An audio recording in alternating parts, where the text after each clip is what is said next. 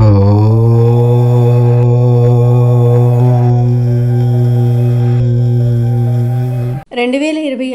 2027 శ్రీ పరాభవనామ సంవత్సరం వృశ్చిక రాశి వారి రాశి ఫలితాలు. ఈ సంవత్సరం వృశ్చిక రాశి వారి జీవితంలో కొత్త మలుపులు రాబోతూ ఉన్నాయి. ఖచ్చితంగా ఇలానే జరుగుతుంది.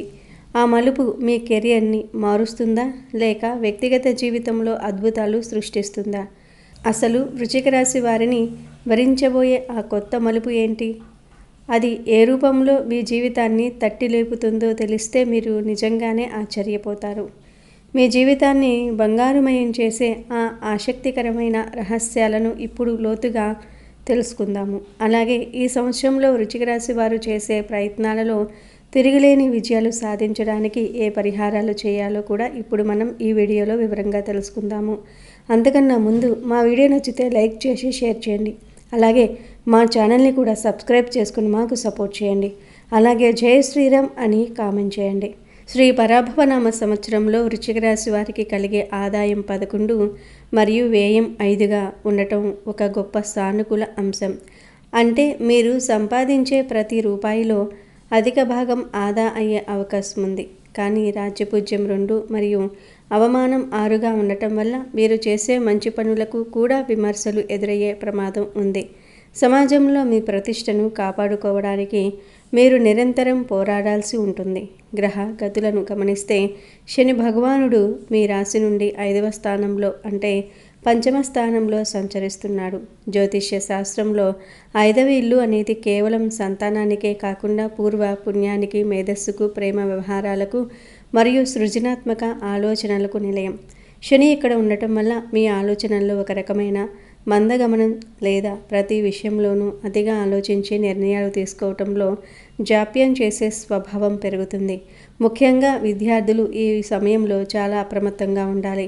ఎందుకంటే 5వ శని ఏకాగ్రతను దెబ్బతీసే అవకాశం ఉంది.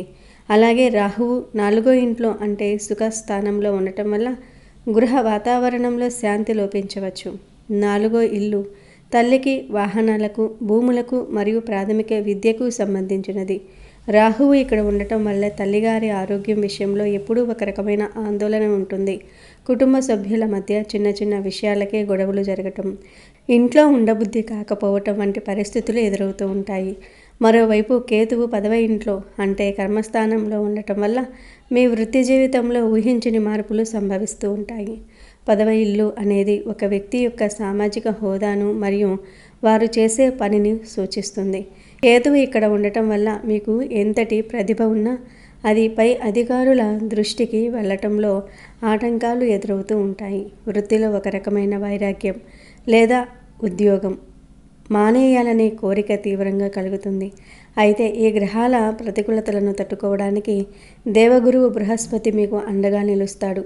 సంవత్సరం ప్రారంభంలో గురువు 8వ స్థానంలో ఉన్నప్పటికీ జూన్ 2వ తేదీన ఆయన భాగ్యస్థానంలోనికి అంటే 9వ ఇంట్లోనికి ప్రవేశించడం వృశ్చిక రాశి వారికి ఈ దశాబ్దంలోనే ఒక అద్భుతమైన కాలంగా మారుతుంది. 9వ ఇల్లు అదృష్టాన్ని, తండ్రిని, గురువులను మరియు దూర ప్రయాణాలను సూచిస్తుంది. గురువు ఇక్కడికి రాగానే మీపై ఉన్న దృష్టి దోషాలు తొలగిపోతాయి. అదృష్టం మిమ్మల్ని వరిస్తుంది. ఇప్పటి వరకు ఆగిపోయిన పనులన్నీ ఒక క్రమ పద్ధతిలో ముందుకు సాగుతాయి. అక్టోబర్ 31వ తేదీన గురువు మళ్ళీ 10వ ఇంట్లోకి మారటం వల్ల వృత్తిలో మీకు ఆశించిన గౌరవము మరియు అధికార పీఠం దక్కే అవకాశం ఉంది. ఆర్థిక పరంగా చూస్తే వృశ్చిక రాశి వారు జూన్ వరకు చాలా ఆచితూచి అడుగులు వేయాలి. ఆదాయం బాగున్న 8వ గురువు వల్ల అనవసరమైన ఖర్చులు లేదా ఆరోగ్య సంబంధిత ఖర్చులు వచ్చే ప్రమాదం ఉంది. ముఖ్యంగా ఈ కాలంలో మీరు ఎవరికీ షూరిటీ సంతకాలు చేయకూడదు. అప్పులు ఇవ్వటం కానీ లేదా అప్పులు తీసుకోవటం కానీ జూన్ వరకు వాయిదా వేసుకోవటం మంచిది. భూ లావాదేవీల విషయంలో డాక్యుమెంట్లు సరిగ్గా ఉన్నాయో లేదో 1కి 2 సార్లు సరిచూసుకోవాలి.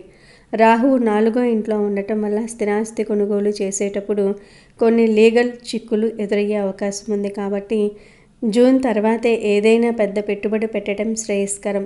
గురువు భాగ్యస్థానంలోనికి రాగానే మీకు పూర్వీకుల ఆస్తి కలిసి రావటం లేదా పాత బాకీలు వసూలు కావటం వంటి శుభ పరిణామాలు జరుగుతూ ఉంటాయి. ఆర్థికంగా మీరు ఒక మెట్టు పైకి ఎదగడానికి ఈ సంవత్సరం ద్వితీయార్థం చాలా దోహదపడుతుంది. షేర్ మార్కెట్ లేదా స్పెక్యులేషన్ రంగంలో ఉండేవారు జూన్ వరకు ఎటువంటి రిస్క్ తీసుకోవద్దు. కేవలం మీ కష్టార్జితం మీద మాత్రమే ఆధారపడి ఉండండి. వృత్తిపరంగా చూస్తే ఉద్యోగస్తులకు అధికారులతో విభేదాలు వచ్చే అవకాశం ఉంది. మీరు చేసే పనిని తక్కువ చేసి చూపించే వ్యక్తులు మీ చుట్టూనే ఉంటారు. కేతువు కర్మస్థానంలో ఉన్నప్పుడు మీకు ఆధ్యాత్మిక చింతన పెరుగుతుంది. దీనివల్ల భౌతికమైన విజయాల కంటే మానసిక ప్రశాంతత ముఖ్యం అనిపిస్తుంది.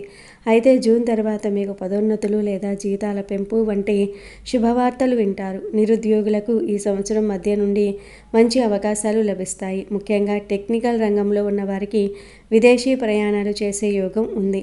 వ్యాపారస్తులు జూన్ వరకు కొత్త భాగస్వామి ఒప్పందాలకు దూరంగా ఉండాలి. సొంతంగా నిర్ణయాలు తీసుకోవటం వల్ల నష్టాలను తగ్గించుకోవటం. జూన్ నుండి అక్టోబర్ మధ్య కాలంలో వ్యాపార విస్తరణకు అనుకూలమైన సమయం. అప్పుడు మీరు చేసే పెట్టుబడులు భవిష్యత్తులో మంచి లాభాలను అందిస్తాయి. ఆరోగ్య విషయానికి వస్తే వృశ్చిక రాశి వారు ఈ ఏడాది తమ ఉదర సంబంధిత సమస్యల పట్ల మరియు మానసిక ఒత్తిడి పట్ల జాగ్రత్తగా ఉండాలి. అష్టమ గురువు వల్ల ఆహార నియమాలు పాటించకపోతే కాలేయం లేదా జీర్ణక్రియకు సంబంధించిన ఇబ్బందులు రావచ్చు. రాహు 4వ ఇంట్లో ఉండటం వల్ల గుండె మరియు ఊపిరితిత్తులకు సంబంధించిన పరీక్షలు చేయించుకోవటం మంచిది. అలాగే మీ తల్లిగారి ఆరోగ్యం విషయంలో కూడా ఎప్పుడూ ఒక కన్ను వేసి ఉంచాలి. ఆమెకు ఎముకల సమస్యలు లేదా రక్తపోటు వంటి ఇబ్బంది పెట్టవచ్చు.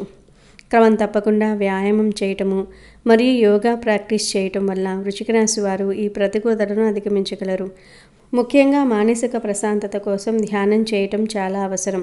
రాజ్యపూజ్యం తక్కువగా ఉండటం వల్ల వచ్చే నిందలు మిమ్మల్ని మానసిక కృంగుబాటుకు గురి చేయవచ్చు. అలాంటి సమయంలో దైవ ప్రార్థన మీకు రక్షణగా నిలుస్తుంది. కుటుంబ పరంగా చూస్తే భార్యాభర్తల మధ్య చిన్నపాటి మనస్పర్ధలు రావచ్చు. 5వ ఇంట్లో శని వల్ల పిల్లల ప్రవర్తన లేదా వారి చదువుల విషయంలో దంపతుల మధ్య వాదనలు జరిగే అవకాశం ఉంది. జూన్ తర్వాత గురువు స్థితి మారగానే కుటుంబంలో మళ్ళీ సుఖశాంతులు నెలకొంటాయి.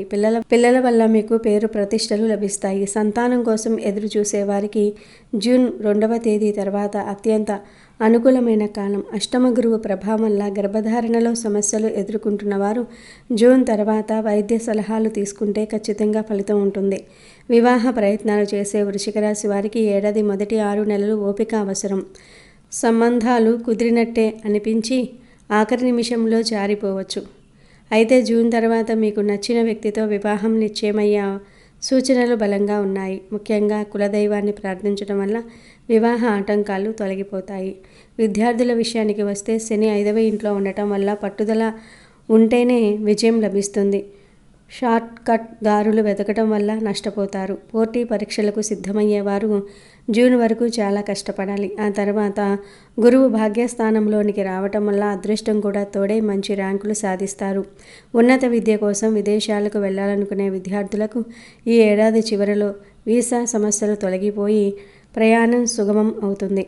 రాహువు 4వ ఇంట్లో ఉండటం వల్ల స్థానిక విద్యలో కొన్ని ఆటంకాలు ఎదురైనా పట్టువిధులని విక్రమార్కుడిలా ప్రయత్నిస్తే ఫలితం దక్కుతుంది. వృశ్చిక రాశి వారు తమ జీవితంలో తరచుగా ఇబ్బందులు పడుతున్నట్లయితే దానికి కేవలం రాశి ఫలితాలే కాకుండా మీ వ్యక్తిగత జాతకంలో ఉన్న గ్రహాల బలహీనత కూడా కారణం కావచ్చు. ఒకే రాశిలో జన్మించిన అందరికీ ఒకే రకమైన ఫలితాలు ఉండవు.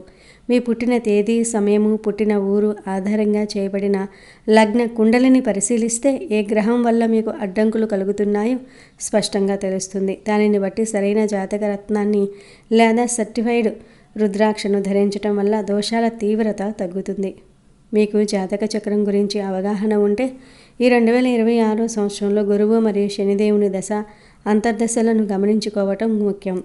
పరిహారాల విషయానికి వస్తే వృశ్చిక రాశి వారు ఈ పరాభవనామ సంవత్సరంలో కొన్ని ప్రత్యేక నియమాలు పాటించాలి. రాహు 4వ ఇంట్లో ఉండటం వల్ల ప్రతి శనివారం దుర్గాదేవికి లేదా కాళీమాతకు నిమ్మకాయ దీపం వెలిగించడం వల్ల గృహ దోషాలు తొలగిపోతాయి. కేతువు 10వ ఇంట్లో ఉండటం వల్ల ప్రతిరోజు గణపతిని ఆరాధించటం లేదా సంకటహర చతుర్థి వ్రతం చేయటం వల్ల వృత్తిలో ఉన్న ఆటంకాలు తొలగిపోతాయి. అష్టమ గురువు ప్రభావం తగ్గడానికి ప్రతి గురువారం పేద విద్యార్థులకు పుస్తకాలు లేదా పెన్నులు దానం చేయటం శ్రేయస్కరం. అలాగే శని 5వ ఇంట్లో ఉన్నందున శనివారం రోజున నల్ల కుక్కలకు లేదా కాకులకు ఆహారం పెట్టడం వల్ల సంతాన సంబంధిత సమస్యలు మరియు మానసిక ఆందోళనలు తగ్గుతాయి. వీలైతే నెలకు ఒకసారి వృద్ధాశ్రమాలకు వెళ్ళి అక్కడ ఉన్న వృద్ధులకు భోజనం లేదా వస్త్రదానం చేయటం వల్ల, రాజ్యపూజ్యం తక్కువగా ఉండటం వల్ల వచ్చే అవమానాల నుండి రక్షణ లభిస్తుంది. వృశ్చిక రాశి వారు ఈ ఏడాది ఎరుపు మరియు నారింజ రంగు దుస్తులను ధరించడం వల్ల సానుకూల శక్తి పెరుగుతుంది. నలుపు రంగును సాధ్యమైనంత వరకు తగ్గించటం మంచిది. ముఖ్యమైన పనుల మీద వెళ్ళేటప్పుడు మీ తల్లిగారి ఆశీర్వాదం తీసుకోవటం లేదా ఆవుకు అరటిపండు తినిపించడం వల్ల విజయం మీ సొంతమవుతుంది. ముఖ్యంగా మధ్యవర్తిత్వం వహించే విషయంలో వృశ్చిక రాశి వారు ఈ ఏడాది చాలా జాగ్రత్తగా ఉండాలి. ఆదాయము ఖర్చు కంటే ఎక్కువగా ఉన్నప్పటికీ అవమానము, రేటింగ్ ఎక్కువగా ఉండటం వల్ల మీరు చేసే ఏ చిన్న పొరపాటైనా సమాజంలో మీ గౌరవాన్ని దెబ్బతీస్తుంది.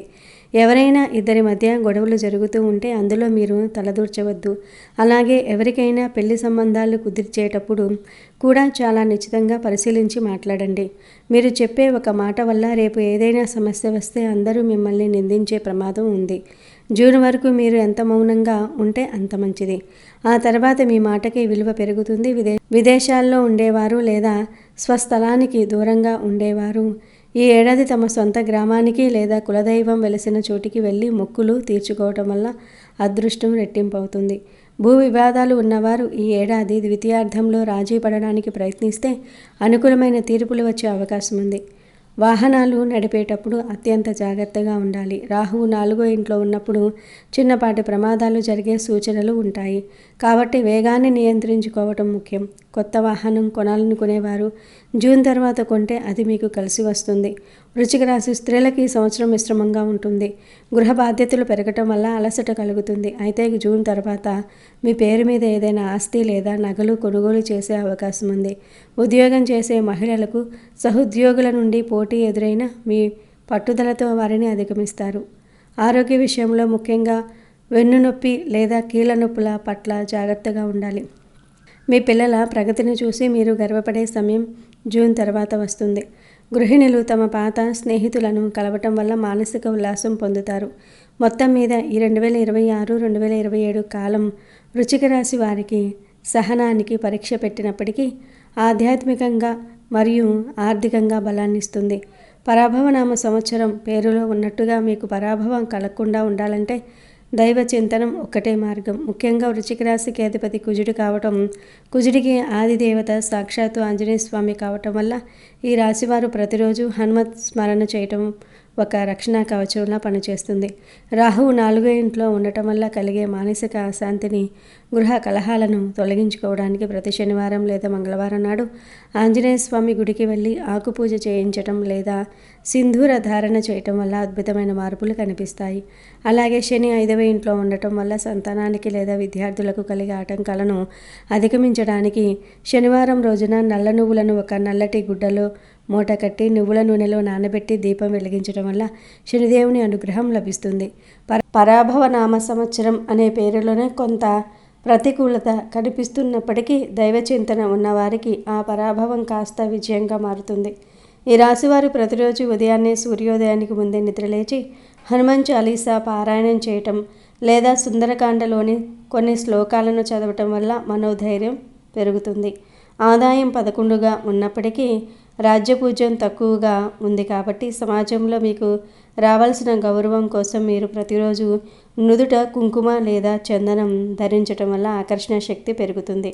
అష్టమ గురువు ప్రభావం వల్ల కలిగే ఆర్థిక ఇబ్బందులు మరియు అనారోగ్య సమస్యల నుండి బయటపడడానికి ప్రతి గురువారం నాడు దత్తాత్రేయ స్వామిని లేదా రాఘవేంద్ర స్వామిని దర్శించుకోవటం, శనగలను దానం చేయటం వంటివి చేస్తే గురుగ్రహ దోషం తొలగిపోతుంది. వృశ్చిక రాశి వారు సహజంగానే మొండి పట్టుదల గలవారు. కానీ ఈ సంవత్సరంలో ఆ మొండిదనాన్ని తగ్గించుకుని దైవ మార్గంలో పయనిస్తేనే విజయం లభిస్తుంది. మీ ఇంట్లో ప్రతిరోజు సాయంత్రం వేళ ఆవు నెయ్యితో దీపం వెలిగించి లలితా సహస్రనామ పారాయణం వినటం వల్ల రాహువు వల్ల కలిగే దృష్టి దోషాలు మరియు నెగిటివ్ ఎనర్జీ అంతా తొలగిపోతుంది. అలాగే కేతువు 10వ ఇంట్లో ఉన్నందున వృత్తిలో స్థిరత్వం కోసం వినాయకుడికి గరికతో పూజ చేయటం, సంకటహర చతుర్థి వ్రతాన్ని పాటించటం వల్ల ఉద్యోగ ప్రయత్నాలు సఫలమవుతూ ఉంటాయి. మీరు ఎవరికైనా సహాయం చేసేటప్పుడు లేదా మధ్యవర్తిగా ఉండేటప్పుడు తప్పనిసరిగా మీ ఇష్ట దైవాన్ని స్మరించుకొని అడుగు ముందుకు వేయండి. శనివారం రోజున వీలైతే నల్లటి ఆవుకు గ్రాసాన్ని తినిపించటం లేదా పేదవారికి నల్లటి వస్త్రాలను దానం చేయటం వల్ల ఏలినాటి శని లేకపోయినా పంచమశని ఇచ్చే కష్టాల నుండి ఉపశమనం లభిస్తుంది. ముఖ్యంగా ఓం హం హనుమతే నమః అనే మంత్రాన్ని నిత్యం 108 సార్లు జపించడం వల్ల మీ చుట్టూ ఉన్న ప్రతికూల శక్తులు నశించి ఆదాయ మార్గాలు మెరుగుపడుతూ ఉంటాయి. జూన్ తర్వాత గురువు భాగ్యస్థానంలోనికి మారినప్పుడు మీరు చేసే ఈ చిన్న చిన్న పరిహారాలే మీకు కొండంత అండగా నిలిచి సమాజంలో కోల్పోయిన గౌరవాన్ని తిరిగి పొందేలాగా చేస్తాయి. మీ సంకల్పం దృఢంగా ఉండి దైవకృప తోడైతే ఈ శ్రీ పరాభవనామ సంవత్సరం మీకు అన్ని విధాలా కలిసి వస్తుంది. కాబట్టి ఎటువంటి భయాలకు తావు ఇవ్వకుండా ప్రతిరోజు ఆంజనేయ స్వామిని నమ్ముకొని ముందుకు సాగండి. అప్పుడు ఏ శని ఏ రాహువు మీ పురోగతిని ఆపలేరు.